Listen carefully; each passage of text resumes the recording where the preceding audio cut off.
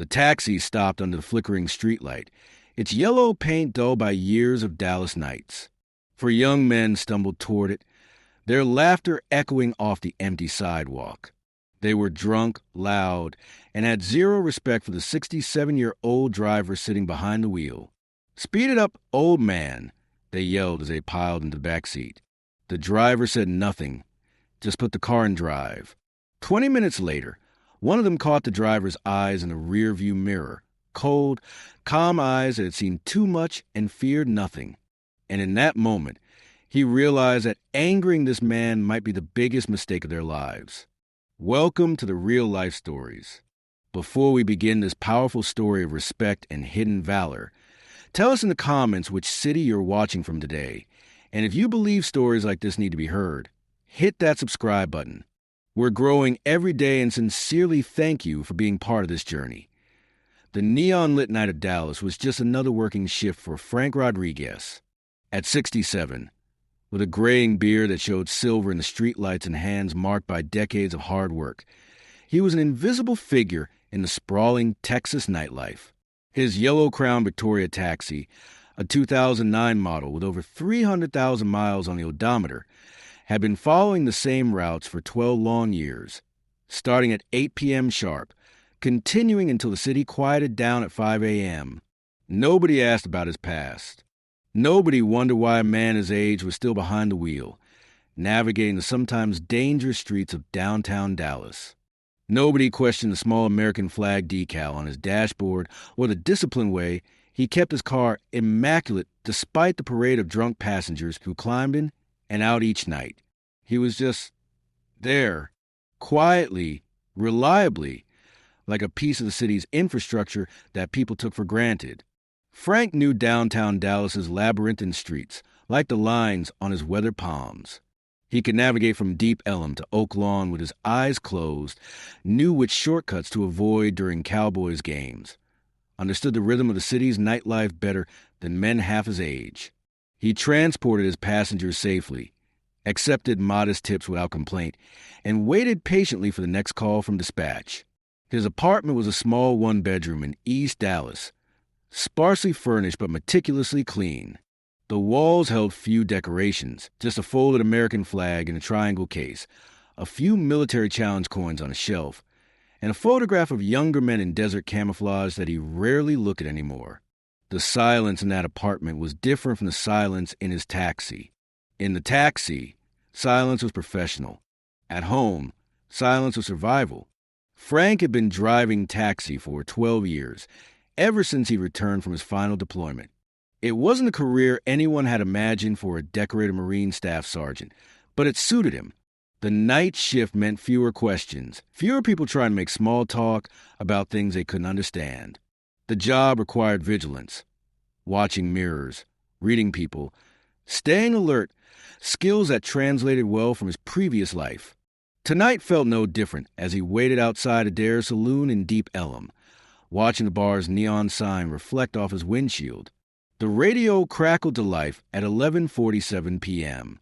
Car 47, pickup at Oak Lawn Avenue in Cedar Springs. For passengers to Richardson, UTD campus area. Frank keyed his radio with practice efficiency. Car 47, copy that, dispatch. En route. He started the engine. It turned over immediately because Frank maintained his vehicle like the equipment his life depended on and slowly navigated through the late-night traffic toward the pickup location. The city looked different at this hour, softer around the edges, with most of the day's shift workers safe at home and only the night people left to claim the streets. As he approached the pickup point, Frank spotted them immediately. Four young men emerged from a trendy bar, their expensive clothes slightly disheveled, their movements loose with alcohol but still energetic with youth. College age, probably University of Texas at Dallas students based on the destination. They looked like kids who had never faced real hardship, never wondered where their next meal would come from, never slept with one eye open in a place where the wrong decision meant death. The loudest one, a tall kid with perfectly styled hair and a polo shirt that probably cost more than Frank made in 2 nights, approached the taxi first. Brandon McKenzie was his name, though Frank wouldn't learn that until later. Brandon tried to open the front passenger door, yanking on the handle with the casual entitlement of someone who'd never been told no. "Back seat, please," Frank said in his calm, measured tone, the same voice he'd used to give orders in places these kids couldn't find on a map. "Come on, old man." "Front's more comfortable," Brandon replied, alcohol heavy on his breath, his words slightly slurred but still aggressive. "We're paying customers here. Company policy. Safety reasons." Frank's voice never changed inflection. He'd learned long ago that escalation served no purpose, that remaining calm was often the most unsettling response to aggression. The other three passengers, Tyler, Mason, and Jake, started laughing as they watched their friend argue with the driver. "Safety," Tyler repeated mockingly, his voice carrying the casual cruelty that comes easy to young men who've never faced real danger. "From what? Us? What's an old dude like you gonna do anyway?" Frank said nothing. He just waited. The engine's steady rumble filling the night silence. His hands relaxed on the steering wheel in the position they taught him at Paris Island 45 years ago. Patient. Professional. Ready. Eventually, all four settled into the back seat, and the car suddenly filled with the noise and smell of youth and alcohol and privilege. Frank adjusted his rear-view mirror, a habit from decades of watching his six, and slowly began moving toward Richardson, taking his usual route along the surface streets before merging onto Interstate 635. "Speed it up, old-timer," Mason shouted from directly behind Frank's seat, his voice aggressive and demanding. "We ain't got all night. Some of us have places to be." Frank maintained his steady speed, 5 miles per hour over the limit. Fast enough to make good time, slow enough to avoid attention from Dallas PD. He'd learned long ago that rushing led to mistakes, and mistakes led to consequences these kids couldn't imagine. "Dude probably can't even see the road," Jake whispered to his friends, but loud enough for Frank to hear every word. The comment was calculated to wound, designed to make the old man feel small and useless. Should we call an Uber instead? At least those drivers know what they're doing. They all burst into laughter at Jake's comment, the kind of cruel amusement that young men find in tearing down their elders. Frank's eyes remained motionless in the rearview mirror, calm, focused, saying nothing. He just drove, because he'd heard worse things shouted at him by people carrying AK-47s, and he'd survived those encounters too. When they merged onto Interstate 635, the traffic was heavier than usual for a Tuesday night, which would extend their journey by perhaps 10 minutes. Frank adjusted his route mentally, calculating alternatives in case the backup got worse. "Great.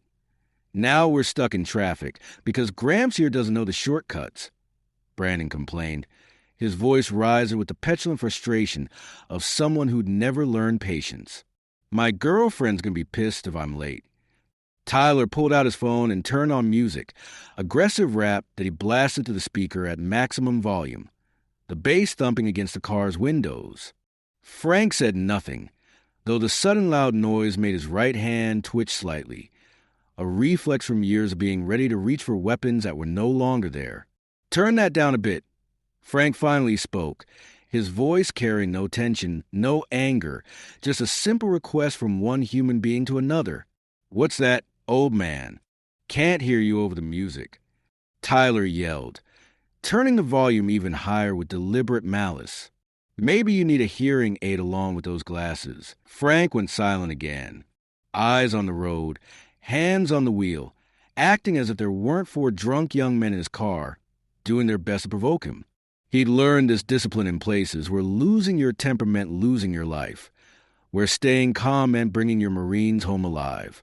The music pounded for another 10 minutes before Mason, the quietest of the four, caught Frank's eyes in the rearview mirror. At first, it was just a glance, the kind of casual eye contact that happens between strangers. But then something made Mason look again, look longer, and what he saw stopped him cold. Those eyes were different.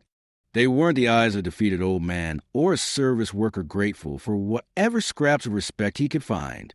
They weren't cold exactly, but there was a stillness in them that spoke of absolute confidence. No fear, no anxiety, no uncertainty. Eyes that had seen everything the world could throw at a man and had never flinched. Eyes that feared nothing because they'd already survived the worst. Mason felt a chill run down his spine, though he couldn't understand why.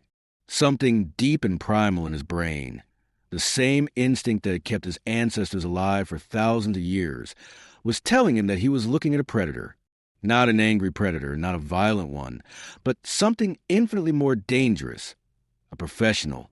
"Yo, Tyler," Mason said suddenly, his voice quieter than before. "Turn that music down a bit." "Why?" Old dude complaining again. "Just turn it down, man." There was something in Mason's voice that made Tyler look at him more carefully. Tyler shrugged, but lowered the music to a more reasonable volume. Meanwhile, Jake was beginning to notice details about Frank that he'd missed in his initial assessment. The driver's arms, visible in the short sleeves of his work shirt, were more muscular than expected for a man his age. And there, on his left forearm just below the watch line, something was visible under the edge of his rolled-up sleeve. A mark of some kind. Dark ink. A tattoo. "Hey, driver," Jake said, his tone noticeably more respectful than it had been minutes earlier. "How long you been driving cab?" Frank looked at him through the rear-view mirror, their eyes meeting for a moment that seemed longer than it was. "Long enough. You from Dallas originally? Been here a while." Short answers, giving nothing away. He wasn't being rude, but he wasn't volunteering information either. There was no anger in his voice, but there was distance. The kind of professional distance that comes from years of dealing with people you couldn't trust. As they approached the Richardson exit, Brandon tried one more time to get a rise out of the driver. "So what's your story, old man? This all you ever done with your life? Drive drunk kids around for pocket change." Frank paused for a moment, his eyes shifting from the road to the rearview mirror to meet Brandon's gaze directly. That look lasted only 2 seconds, but it was enough to make Brandon's stomach churn with sudden unease. It was as if Frank was looking into the depths of his soul and finding things there that disappointed him. Not just Brandon's current behavior, but the weakness of character that allowed it. "I've done a few things," Frank said quietly, his voice carrying undertones that none of them quite understood, but all of them felt. Tyler was still fiddling with his phone, but the other three were now studying Frank more carefully, because that 2-second look had communicated something important.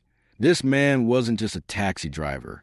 He was something else entirely, something they didn't have the experience to recognize, but their instincts warned them to respect. 5 minutes from campus, Jake gathered his courage and asked a question that was forming in all their minds. "Were you ever in the military?" Frank's eyes appeared in the mirror again, and this time he held the look longer, studying Jake's face as if deciding whether the question deserved an answer. "Yeah," he said simply. "Which branch?" Frank went silent for a long moment, long enough for them to think he wouldn't answer. When he finally spoke, it was with a quiet pride that none of them expected. "Marines." That single word changed everything inside the car. Tyler turned off his music completely. Mason straightened up in his seat. Brandon's mocking smile disappeared, replaced by something that might have been shame. Because even these privileged college kids knew what that word meant. Marines didn't just serve. They earned their title through trials that would break most people. "How long?" Mason asked, his voice now genuinely respectful. 26 years. The number hung in the air like a physical presence. 26 years wasn't just a career. It was a lifetime of service, of sacrifice, of putting your life on the line for people who would never know your name. It meant missing birthdays and Christmases, meant watching friends die, meant carrying burdens these kids couldn't begin to imagine. Jake looked at Frank's arm again, and now he could see more of the tattoo emerging from under the sleeve. The edge of an eagle's wing, the curve of an anchor. Eagle, globe, and anchor, the Marine Corps emblem that every Marine carried with them forever, whether on their skin or in their heart.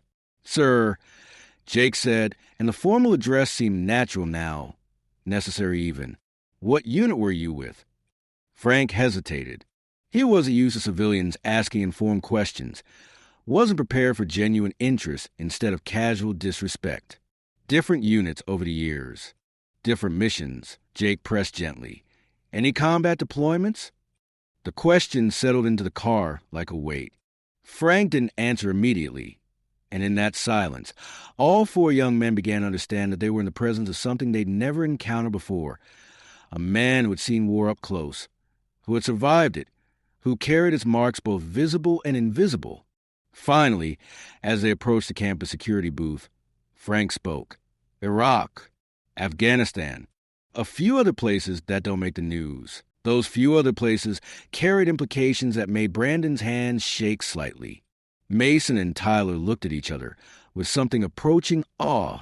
Jake felt sick thinking about how they'd treated this man, this veteran who had served his country for longer than any of them had been alive. What year, sir? Jake asked quietly. First Gulf War through 2010. 3 tours in Iraq, 2 in Afghanistan. Some classified operations in between. Complete silence filled the car. None of them could fully comprehend what 20 years of combat experience meant, but they all felt the weight of their earlier behavior crushing down on them. They had called this man old-timer, had told him to speed up, had blasted music in his car and laughed at him. This man who had fought for their freedom, who had bled for their right to act like spoiled children. Sir, we...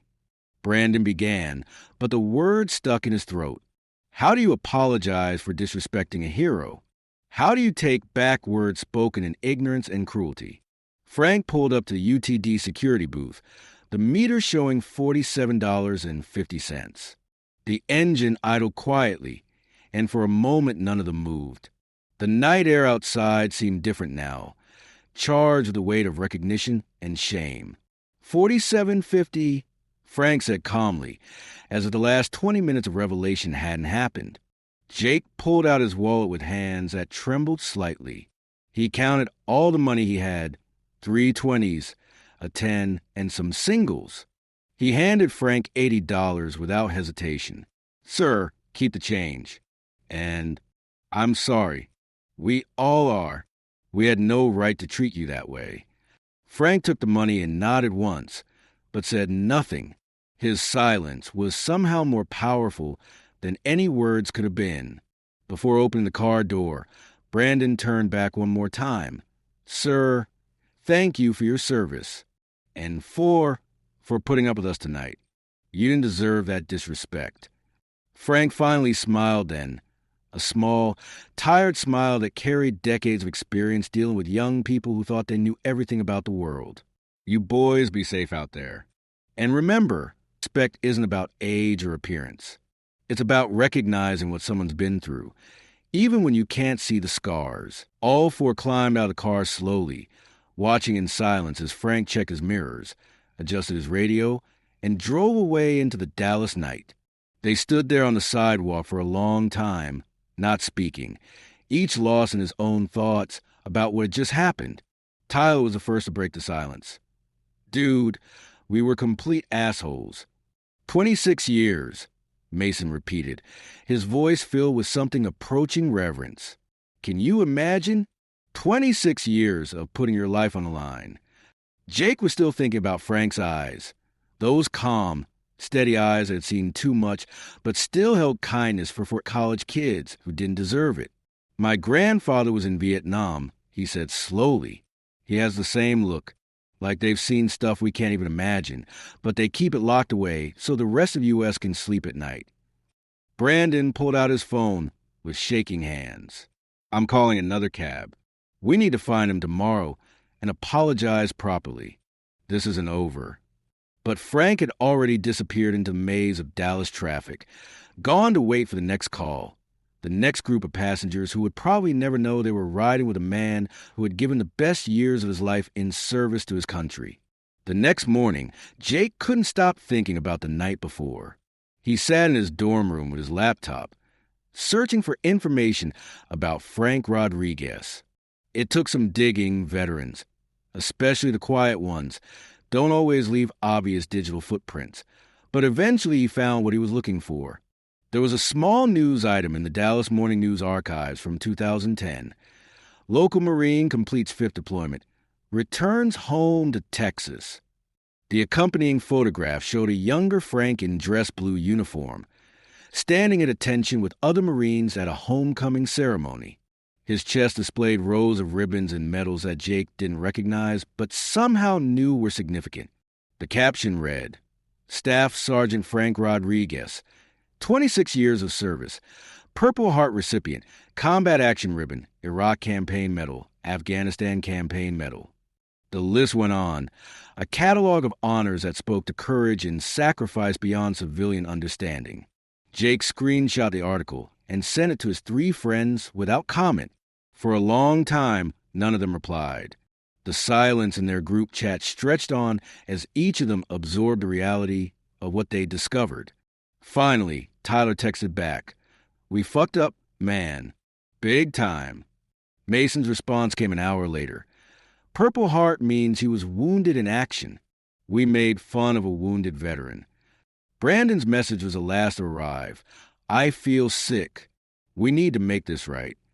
That evening, all 4 returned to the same bar in Deep Ellum. But this time, when last call came and they needed a ride back to campus, they specifically requested Frank's taxi through the dispatch service. They waited an extra 20 minutes for him to arrive rather than take another cab. When the familiar yellow Crown Victoria pulled up, they approached it differently. No one tried to open the front door. No one complained about company policy. They climbed quietly into the back seat and waited for Frank to acknowledge them. Frank recognized them immediately. He had a good memory for faces, a skill that served him well in places where remembering the wrong face could mean trouble. But he said nothing, just put the car in drive and began the familiar route to Richardson. "Sir," Jake said before they'd gone 2 blocks, his voice carrying genuine respect and contrition. "We looked you up. We read about your service record, what we could find anyway. We want to say thank you. Properly this time." Frank glanced at him in the rearview mirror, surprised by the research but not displeased. "No need for that. Son, just treat the next person with respect. You never know what battle someone's fighting, what scars they carry that you can't see." The ride to campus passed in respectful silence. Not the uncomfortable quiet of strangers, but the deliberate silence of people who had learned something important and were still processing it. When they arrived at the security booth, Mason handed Frank a $100 bill. "Sir, this is for tonight and last night. And if it's okay with you, we'd like to request you as our driver from now on. Not because we pity you, but because we'd be honored to know you better." Frank looked at the bill for a moment, then at the 4 young faces in his mirror. Something had changed in them, something fundamental. The arrogance was gone, replaced by humility and genuine respect. "I'll be here when you need me," he said simply. And Frank was there. In the weeks and months that followed, those 4 young men called for Frank's taxi every time they went out. What started as penance gradually became something more valuable: mentorship. Frank began to share stories. Not the classified ones, not the nightmares that woke him up at 3 a.m., but the lessons he'd learned about leadership, about responsibility, about what it means to serve something larger than yourself. He talked about Marines he'd served with, about the brotherhood forged in hardship, about the weight of carrying others' lives in your hands. The young men, in turn, began to see the world differently. Brandon started volunteering at a local veterans organization. Tyler changed his major to social work, inspired by Frank's stories about taking care of his Marines. Mason began studying military history, trying to understand the context of the wars Frank had fought. Jake started a veterans support group on campus. More importantly, they all learned to look beyond first impressions. The homeless veteran on the corner might be struggling with invisible wounds from battles they'd never heard of. The older waitress working the night shift might be supporting grandchildren whose parents couldn't. The quiet janitor at their door might have stories of courage and sacrifice that would humble anyone who took the time to listen. Frank taught them that heroism isn't always loud or obvious.